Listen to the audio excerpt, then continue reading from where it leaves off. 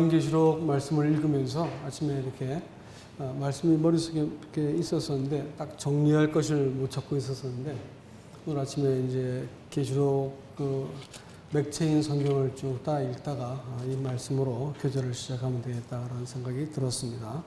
계시록 19장입니다. 요한계시록 19장 1절입니다.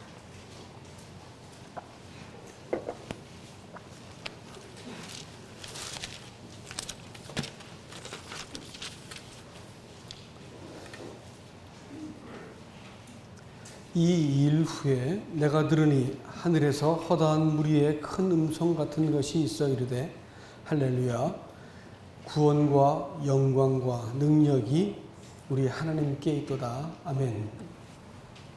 이 정황이 마지막 바빌론의 최후 심판을 마치고 천년왕국이 시작되어지는 직전입니다. 그렇기 때문에 하나님이 이 찬송을 통해서 하늘의 허다한 무리의 찬송을 통해서 세상에 주고 싶었던 마지막 메시지였습니다. 그래서 뭐냐면 구원이 하나님께 있고 영광도 하나님께 있고 또 능력도 하나님께 있다라고 하는 사실입니다. 근데 세상은 그렇게 하지 않고 구원이 내게 있다고 생각하고 또 자기 영광을 위해서 이 땅을 살고 또 사람들은 자기가 자기 능력을 극대화시키는 것이 세상에서 성공하고 하나님께도 인정받는 길이라 해가지고 절대 지기 싫어하는 이런 마음을 갖습니다. 그러니까 세상은 이와 같은 사람이 생각한 의, 구원, 능력, 영광 이것을 위해서 사는 사람들에 대해서 하나님의 다루어 가시는 과정인 것입니다. 그냥 단박에 죄인들을 십자가에서 예수님의 구속으로 말미암아 다 그냥 데려가시면 끝나버릴 이 세상을 그렇게 하지 않고 오랜 세월 동안 내어버려 두신 딱 한 가지 이유는 뭐냐면 사람들로 하여금 구원이 너한테 있지 않고 나한테 있다. 영광이 네가 네 영광을 위해서 인생을 사는 게 아니고 네가 나를 위해서 네가 지으심을 받은 자이다. 또 능력이 너는 너한테 했다고 생각하지만 사실은 능력은 내가 하나님의 아들 안에 준 것인데 그 아들을 품고 아들에게 순복하는 자에게 주시는 것이다 라고 하는 이 사실을 확인시켜주고 있는 것입니다. 이걸 잘 모르면 평생 구원이라고 하는 그것을 내가 죄 덜 짓고 믿음을 확실하게 갖고 결심을 단단하게 잘해서 실수하지 않는 상태가 돼야지 구원받을 거야. 이렇게 믿고 평생 고생하다가 나중에 멸망당하는 수가 있고요. 또 하나는 하나님께서 확실하게 구원해 버렸으니까 나는 이제 어떻게 살아도 구원받은 거야. 이래가지고 멋대로 이렇게 방종하며 살다가 또 영원한 멸망을 받을 것입니다. 구원이라고 하는 그것은 우리가 예수님께서 행하신 일을 가지고 단번에 받았지만 우리 평생 하나님께서는 자기의 구원을 증명하십니다. 그래서 구원이 그렇게 많이 현재형 시제로 사용된 것은 내가 오늘을 살아가면서 하나님이 나의 삶 속에서 이 구원을 경험하게 만드시는 일들을 계속 하시는데 그것은 구원은 너한테 있지 않고 네가 결심이 부족한 것도 아니고 또 네가 네 선행을 더 쌓아서 하나님께 네가 인정받는 사람이 되어야만 구원받는 것도 아니고 또 반대로 네가 어떤 어려운 일이 벌어지면 네가 잘못해서 이런 일이 벌어진 거야 라고 생각한다거나 정죄감을 느끼는 그것은 다 뭐냐면 구원이 자기한테 있다고 믿는 이 착각 때문에 오늘날 많은 그리스도인들이 구원받았다고 고백해놓고 꿉꿉한 상태에서 신앙을 버티기 작정하고 있는 거예요. 또 어떤 사람들은 구원의 얘기를 같이 나누는데 결국은 내가 믿어져야 구원받는 거 아니겠습니까? 내가 그거 잘 안 믿어지고 확신이 안 옵니다. 이래가지고 버티는 분도 참 많이 봤습니다. 그럼 뭐예요? 구원을 지가 하는 거예요? 아니면 하나님이 시켜주는 거예요? 내가 인정하고 내가 납득하고 내가 받아들일만 해야 내가 구원받는다 이렇게 생각한다 할 것 같으면 구원을 지가 하는 거죠. 그건 구원일 수 없습니다. 많은 사람들이 그렇게 생각을 합니다. 구원이 하나님께만 속한 것이다 라고 사람들이 딱 인정할 때부터 신앙이 제자리로 돌아가는 것이다 라는 것입니다. 여러분 우리가 레위기 공부를 좀 하고 있는데 레위기에서 사실 5개 제사가 있죠. 번제, 소제, 화목제, 속건제, 속죄제가 있는데 사실 많이 있지만 딱 한 가지면 충분합니다. 뭐냐면 번제입니다. 번제는 하나님의 요구를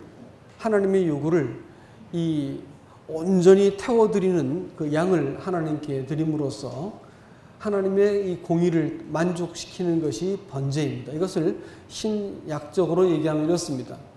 하나님이 사람을 구원하시기 위해서 공의로우신 판결을 내리셔야 되는데 예수 그리스도께서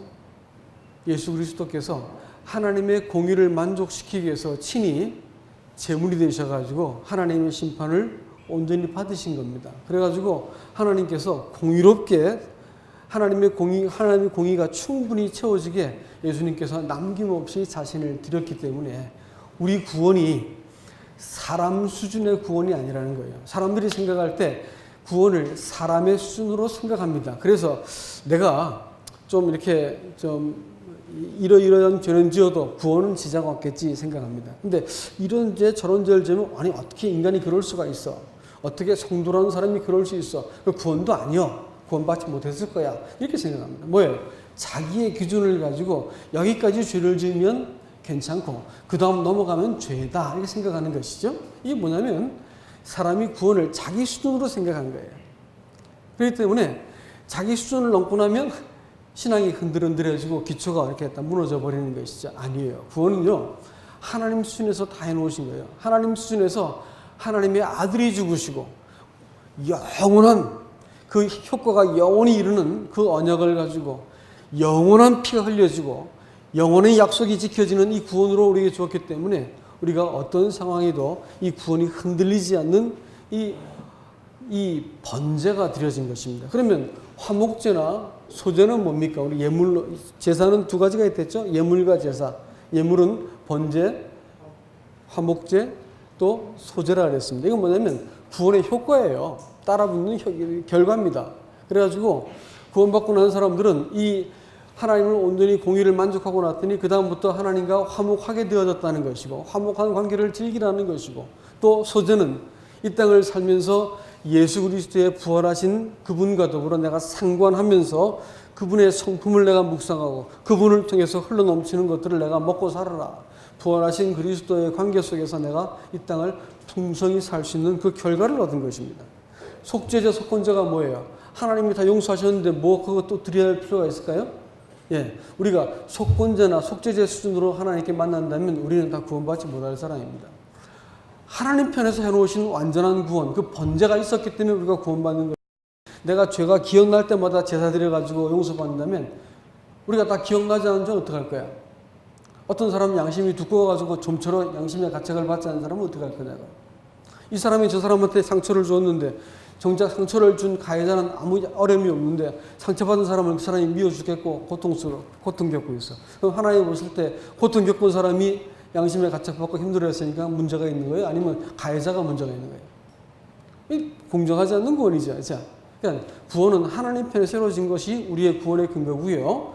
속죄제, 속건제, 죄가 기억날 때마다 하나님께 드리는 것은 우리 양심이 하나님과의 관계 속에서 고통받고 그것이 장애물이 되어서 하나님을 만나지 못하는 일이 없도록 하기 위해서 속죄제와 속건제를 드림으로써 하나님과 관계를 회복하거라라는 뜻으로 구약제사가 그렇게 주어진 것입니다. 그러면 구원도 오늘날 신약적에서 말할 때 하나님께서 완전한 구원을 이루어 놓으시고 이 땅을 살면서 이 왜곡되고 무딘 우리 양심이 살아나고 또 조정이 되어지고 하나님께 설복이 되어져는 이런 과정들을 가지라고 우리를 하여금 만일 너희가 너희 죄를 자백하면 하나님께서는 미쁘시고 의로우사 우리의 죄를 사하시고 모든 불의의 소리를 건지실 것이다 이렇게 해서 우리를 하여금 우리 양심을 새롭게 하는 그 과정으로서 자백이라는 걸 두신 것입니다.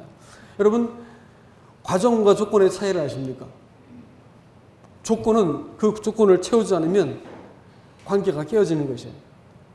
그러니까 예를 들어가지고 남편과 아내가 있는데 당신이 아침에 일어나서 이불을 개지 않으면 난 당신을 아내라고 보지 않겠소 한다든지 당신이 만일 칫솔질을 하지 않고 침실에 들어오면 난 당신을 남편이라고 생각하지 않겠소. 이게 조건이란 말이에요. 그러면 깨지는 거죠 관계가. 그러나 과정이라고 하는 건 뭐예요? 징검다리를 놓을 때, 계단을 올라갈 때 하나씩 걸어갈 수가 있고 두 칸, 세 칸씩 걸어갈 수가 있잖아요. 넘어갈 수가 있잖아요. 자백이라는 것은 과정일까요? 조건일까요? 내가 너무 어려운 질문하죠? 예? 과정이죠. 그렇죠? 조건이 아니라 과정입니다. 그렇기 때문에 하나님께서 속건제, 속죄제를 주신 목적이 뭐냐면 우리 양심을 새롭게 하라라고 하는 능동적인 하나님 앞에서의 순복과 자백을 하라는 것이지 그 자체가 우리의 구원의 근거가 아닌 것이에요. 우리 구원의 근거는 어디에 있어요? 번제로 드려진 예수 그리스도 안에 다 있습니다. 예수님께서 해놓으신 그 모든 일 속에 이 모든 것이 다 있는 것이지 내가 자백한다고 되는 것은 아니에요. 이미 다 되어진 것을 다만 우리 양심을 새롭게 하라라는 차원에서 한 것이죠. 지난 시간에 좀 말씀드렸지만 우리 구원이 단지 죄사함 받아서 잘 살다가 천당 가라는 것으로 우리를 구원하신 것이 아니라 말씀을 드렸습니다. 하나님이 천지를 창조할 때 영원 전부터 하나님 가슴 속에 있던 사람을 이 땅에 창조해 놓으시고 그 형상 그대로 그리스도도 이 땅에 오셨죠. 그러니까 이제 하나님의 형상 속에 사람이 있었고 사람은 하나님의 형상을 본받아서 이 땅에 지어진 존재고 잃어버린 바, 죄 때문에 잃어버린 바 된 존재를 예수님께서 오셔서 자기 아들의 생명, 하나님의 형상을 지불하시고 대신 죽으셨습니다. 그리고 나서 하나님의 형상을 되찾아 오신 것이 구원이라는 것이에요. 구원이라고 하는 것이 그냥 내가 이 땅에 그냥 잘 살다가 죽는 문제가 아니고 하나님께서는 우리를 구원하실 때 한 가지 분명한 목적이 있으십니다. 이게 뭘까요? 마침내 이 구질구질한 인격 속에서 이 얍삽하고 이중적이고 부패한 사람의 인격 속에서 예수 그리스도를 보기 전까지는 우리를 안 데려가셔야 해요. 우리를 꼭 보셔야 되는 거예요. 아까 우리 형제님 직장생활 속에서 고통 겪었지만 그리스도를 붙들고 내가 내 본성대로 행하지 않고 주님을 의지해야겠다라는 생각을 딱 했을 때 마음속에 있는 풍랑이 딱 그쳤다 말씀했습니다. 그런 것이죠. 그리스도인들이 이 땅을 내가 나라고 하는 사람을 극대화시키고 개선시키고 잘 만들어서 하나님께 나가는 것은 성경에서 말하는 구원도 아니고 그건 신앙이 아닙니다. 그것은 불교나 도 닦는 사람들이라는 얘기인 것이고 그리스도인들은 신분을 바꾸는 것이야. 내가 그리스도 안에서 새로 지어진 피조물이고 그리스도 안에서 내가 이걸 문제를 바라보니까 내가 이런 방법으로 문제를 처리하는 것이 부당하다 해가지고 예수님이 내게 주신 새 인격과 새 성품 안에서 문제를 바라보니까 내가 이 사람과 싸워야 될 이유가 없는 거예요. 하나님 앞에서 네 문제를 맡겨드리고 내가 그 사람에 대해서 단지 내가 하나님의 사람으로서만 처신을 해주면 됩니다. 하나님께서 시간이 되면 그 사람을 바꾸든지 아니 바뀌어질 수가 분명한 것이 뭐냐면 하나님이 제일 먼저 말씀을 보내세요. 우리한테. 그리스도인들을 다뤄가는 방식의 공식이 있는데 제일 먼저 말씀을 주십니다. 우리는 생각할 때 저 인간은 어떻게 꺾어버리십시오. 환경을 확 뒤집어 주십시오. 이렇게 하지만 하나님 절대 그렇게 인도하지 않으세요. 말씀을 보내셔서 누굴 바꿔요? 나를 먼저 바꾸세요. 하나님의 방식은 언제나 그래요. 나를 먼저 바꾸셔야지 그 다음에 그 사람이 바뀝니다. 환경도 바뀌고. 그러니까 구원의 방식을 가지고 오해를 하면 기도할 때 주여 저 인간을 빨리 데려가 주십시오 한다든지 그렇게 기도하면 하나님 무지하게 불편하세요. 나를 먼저 다루시는 것이 언제나 하나님께서 우리를 인도하시는 방식이다라는 것이죠. 그래서 이제 이 땅을 살면서 하나님께서 우리에게 과도한 인내, 정말로 지나친 내가 볼 때 넘치는 은혜를 베풀어 주시고 내가 생각한 것보다 훨씬 커다란 은총을 우리 인생 가운데 주시는 것은 어느 날 나는 하나님의 은혜가 요만칩니다 생각했었는데 알고 보니까 내가 상상할 수 없을 만치 누구 말대로 어그망진 은혜야. 내가 감당할 수 없는 은혜를 내가 통해서 구원을 받고 지금도 내가 보존되고 있구나 생각할 때 사람이 그저 용서받고 전당하는 문제가 아니고 하나님 하면서 하나님 자체 인격에 대해서 내가 돌아서게 되고 하나님 자체에 대해서 관심이 생기게 하면서 내 마음이 하나님과 관계가 다 맺어지게 됩니다. 그러면서 사람이 이 땅을 살아갈 때 구원은 내게 있지 않고 하나님께만 있습니다라는 말들을 고백하게 되어지고 늘 내가 새 신분 안에서 그리스도 안에서 내가 문제를 바라보고 그 구원을 기다리는 사람이 된다라는 것입니다. 아이고 말씀을 좀 짧게 해야 될 것 같아서 다 못하겠네요. 뒤에 거 좀 하겠습니다. 두 번째는 영광이 하나님께 있다라는 것을 선언했습니다. 영광. 첫 번째 사람이 하나님 앞에서 자기 머리를 들고 자기 영광을 생각하고 자기가 판단하고 자기 기준이 하나님보다 못하지 않다 해가지고 선악을 하는 일에 하나님같이 되겠다라고 생각한 다음에 이 범죄가 시작되었습니다.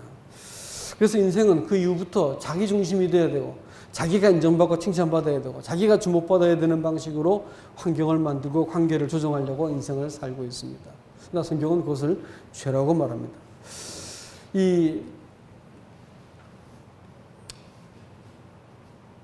구원이라고 하는 문제가 여러분 사람에게서 출발된 구원이라고 하는 것은 여러분 100% 참된 구원이 아닙니다. 무슨 말이냐면 내가 잘 믿어서 구원받는다 그러면 구원의 방점이 어디 지키는 걸까요? 나한테 지키는 거예요. 내가 말씀을 잘 의지해서 내가 승리할 거야. 누구한테 방점이 지키는 거죠? 나한테 지키는 거죠. 그렇죠? 내가 하나님 앞에 문제없는 사람이 되기 위해서 잘 지키고 최선을 다하고 선행을 해가고 내가 문제를 안 일으키고 이렇게 될 것이다 해가지고 하나님께 만족할 만한 수준까지 내가 이렇게 나로부터 출발해서 하나님께 도달한다 할 것 같으면 이것은 100% 거짓된 신앙입니다. 이것은 절대로 하나님의 의에 도달할 수 없습니다. 하나님의 그 완전한 그 의에 무슨 수로 사람이 도달해요? 하나님께서 한 70점만 맞으면 된다 이렇게 하는데 그런 말 한 적 없습니다. 성경에서 말한 것은 완전한 의를 말씀하시는 거예요. 그러니까 사람한테는 이런 것이 절대로 나올 수도 없고 최선을 다한다 한들 하나님께 도저히 도달할 수가 없는 것입니다. 그럼 어떻게 할까요? 신앙의 출발은 어디예요? 하나님이세요. 하나님이세요. 내가 나를 보니까 내 안에 선한 것이 전혀 없다는 것을 이야기되어졌을 때 하나님이 일방적으로 예수 그리스도를 보내가지고 내 죄를 사하시고 나를 자기 자녀 삼았다 이렇게 말할 때 내가 거기다 뭐 덧붙일 말이 있다거나 그러므로 잘 믿겠습니다 이렇게 하면 아직까지 구원받은 게 아니고 내가 하나님께 아무런 할 말도 없는 상태가 되어졌을 때 하나님이 해놨다는 것을 내가 들었을 때 내 마음속에 감사합니다 하면서 그냥 그것이 믿어지고 받아들여질 때 그게 구원이 되는 것이지 않습니까? 마찬가지 그리스도의 삶에서도 똑같은 일이 벌어집니다. 똑같이 자기로부터 하나님께 나갈 때는 반드시 내 힘을 동원해야 되고 내 결심과 의지와 내 이것을 동원해야 되는 거야. 근데 이렇게 나갈 때는 절대로 하나님의 영광에 이르지 못합니다. 근데 하나님이 자기 영광을 가지고 사람에게 찾아오셨어요. 그래서 사람 안에서 하나님께서 사람의 복종을 받아내시고 사람 속에 딱 들어오셔가지고 사람과 함께 살기 시작했습니다. 이렇게 될 때 사람이 신앙의 출발이 하나님이 하셨습니다. 이렇게 되기 시작하고 또 문제를 바라볼 때 하나님 안에 모든 답이 있습니다라고 바라보는 사람들은 출발점이 달라지는 것입니다. 그래서 그 많은 사람들은